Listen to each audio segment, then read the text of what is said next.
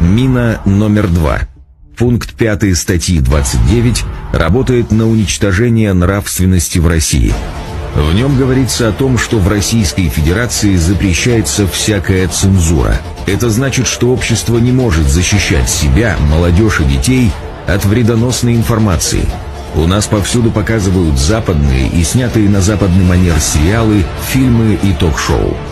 Эти телевизионные поделки пропагандируют распущенность и юмор ниже пояса. Их герои примитивны, трусливы, невежественны, хитры и коварны. Телевидение и масс-медиа во многом формируют современного человека. Люди копируют модели поведения, которые видят на экране. Получается, что колонизаторы могут безнаказанно уродовать людей и лепить из них то, что им требуется. А требуются им космополиты, потребители, люди без чувства родины. Одним словом, рабы. Но противопоставить этому разрушительному воздействию на государственном уровне ничего нельзя, ведь цензуры-то у нас нет и по закону быть не может.